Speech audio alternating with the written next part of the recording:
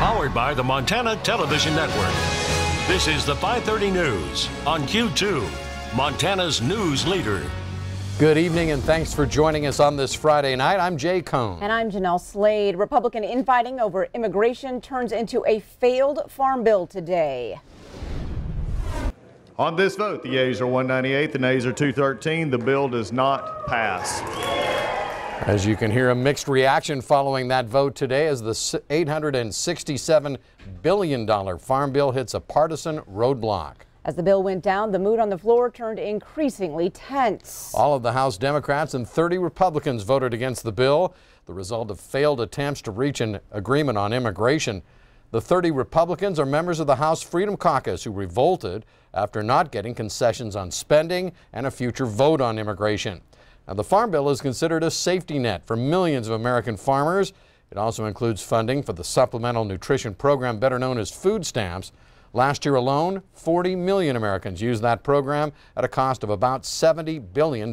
President Trump said he is disappointed in the vote, which delays an effort to impose strict work requirements on food stamp recipients.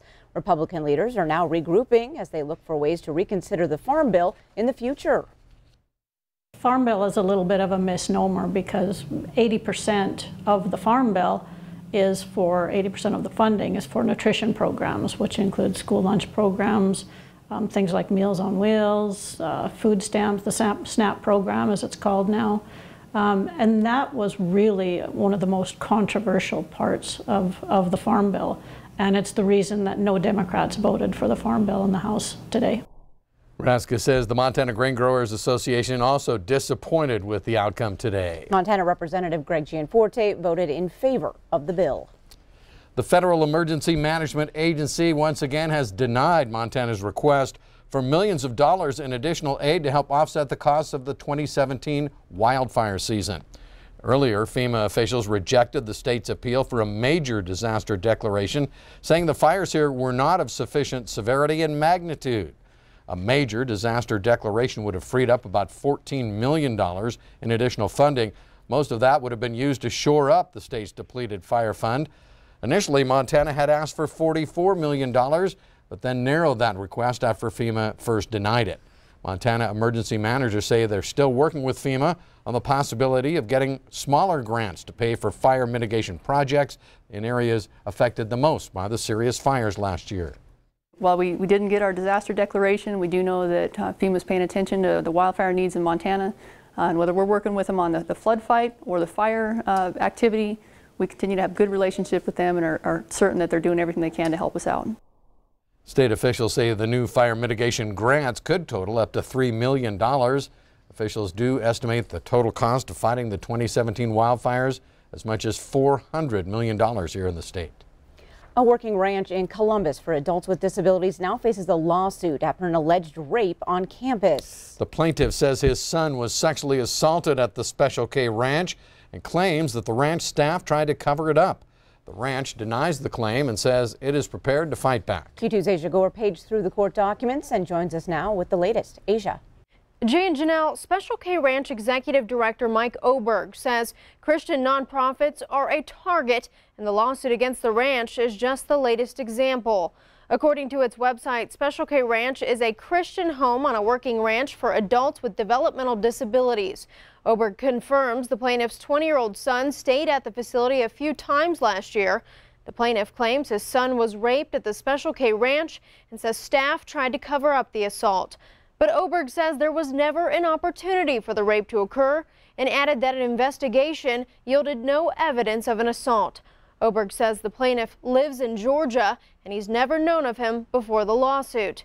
The plaintiff is requesting over $75,000 in damage. Jay and Jeanelle. All right, thanks, Asia.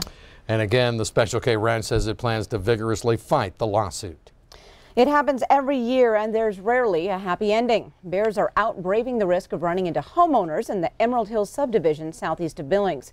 Q2's Zoe Zandora found out today how you can prevent these hungry bears from dining in your dumpster.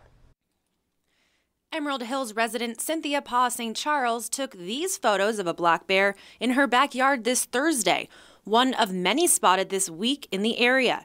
Fish, Wildlife, and Parks asking residents to remove any opportunity for bears to find food. Starting from the time that they wake up in the spring and until they go back to sleep in the early winter, bears have a singular focus, and that is to eat things and get fat.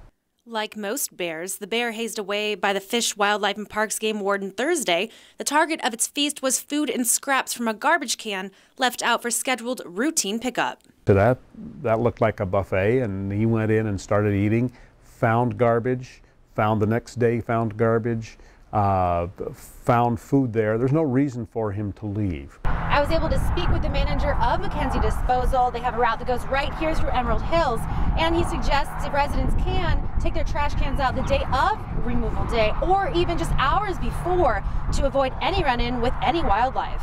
We were out there yesterday doing service for the residents in that area, and there was a couple residents that had bears just next to their house out there. So the bears were getting into the garbage. One of the residents came out with their car and honked the horn just so that we could get the bear out of the way so the driver could still, in fact, service the garbage can. So it's just something they got to be aware of out there and watching for it, and the drivers are trying to accommodate, of course, the best that we can until we get some bear-proof containers in here. What we want to do is make sure that the bear doesn't find food, and then the bear will go on and eat things that bears should be eating, the berries and things in the woods away from people. Gibson says the best way to not attract bears is to bear-proof your home and keep it clean. One step is to get bear-proof garbage cans, something Brandon Sandback from Mackenzie Disposal says they will have available for residents in the next couple of weeks. In Billings, Zoe Zandora, MTN News. Thanks, Zoe. And remember, bears will eat anything edible, including bird seeds, so keep it all inside. You've heard the news today. At least 10 people dead, 10 others wounded in a school shooting that happened this morning in Santa Fe, Texas. The Texas governor says the suspect walked into the school with his father's shotgun and revolver under a long coat and opened fire. Courtney Zabowski tonight is following the story and brings us the latest. Students were in their first period classes when the shooting started. I heard so many people saying that it was gunshots and that people were dead, and I didn't know what to think. Someone pulled the fire alarm and students ran for their lives. This sophomore went to nearby woods for cover. I shouldn't be going through this at my school. This is my daily life. I shouldn't have to feel like that. Soon after the shooting, police took 17-year-old Demetrius Pogorchis, a student at the school, into custody. He gave himself up and admitted at the time that he didn't have the courage to commit the suicide. Texas Governor Greg Abbott says there were no real warning signs about the suspected shooter outside of a Born to Kill t-shirt on his Facebook page. Senior Wesley Hill knows him from driving class. I didn't have any problems with him. I thought he was a cool guy. He was an interesting guy. He was very, very smart.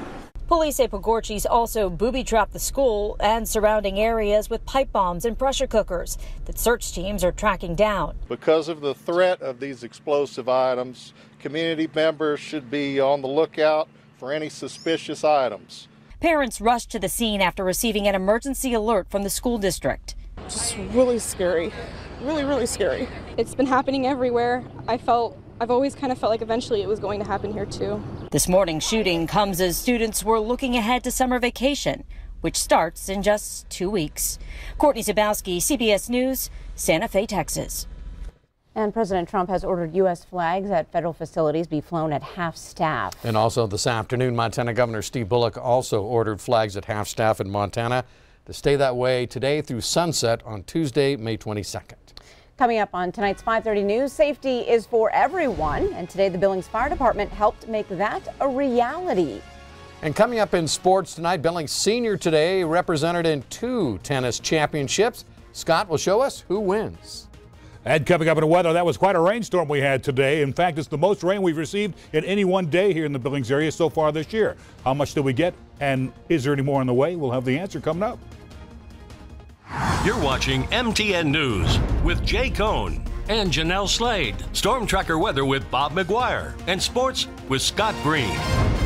This is the 5:30 News on Q2, Montana's news.